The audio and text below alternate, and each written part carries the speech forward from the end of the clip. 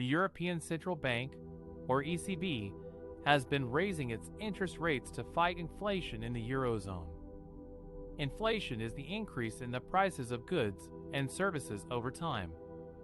The ECB wants to keep inflation around 2%, but it has been much higher than that for months.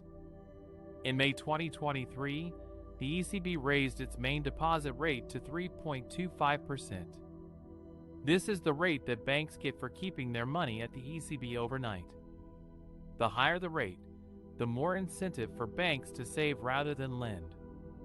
This reduces the amount of money in circulation and slows down inflation. This was the 7th consecutive rate hike since July 2022, when the ECB started its tightening cycle. Back then, the main deposit rate was minus 0.5%, meaning that banks had to pay to park their money at the ECB. The ECB also raised its other key rates, such as the main refinancing rate and the marginal lending rate, which affect borrowing costs for businesses and consumers. The ECB's rate hikes have been driven by a surge in consumer prices, especially for energy and food.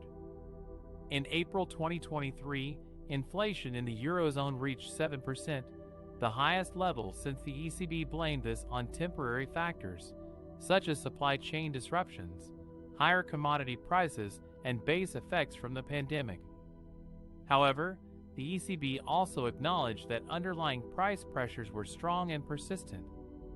It said that inflation would remain too high for too long and that it would take a data-dependent approach to future rate decisions. Some analysts expect the ECB to raise rates again in June or July, while others think it may pause or slow down its pace of tightening. The ECB's rate hikes have had a significant impact on the Eurozone economy and financial markets.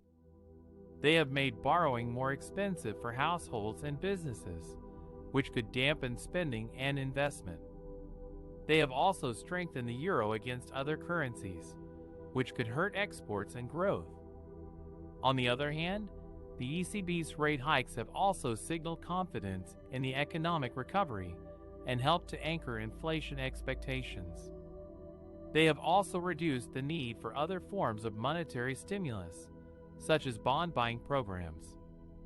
The ECB said it would likely stop reinvesting the proceeds from its asset purchase program in July. The ECB's rate hikes have also had implications for other central banks around the world, especially the U.S. Federal Reserve. The Fed has been more cautious than the ECB in raising its interest rates, citing uncertainties about the labor market and inflation outlook. The Fed raised its benchmark rate by 0.25% in May 2023, following a similar move in March. The divergence between the ECB and the Fed has created challenges and opportunities for both sides. On one hand, it has increased the risk of spillovers and imbalances in global financial markets, such as capital flows, exchange rates, and asset prices.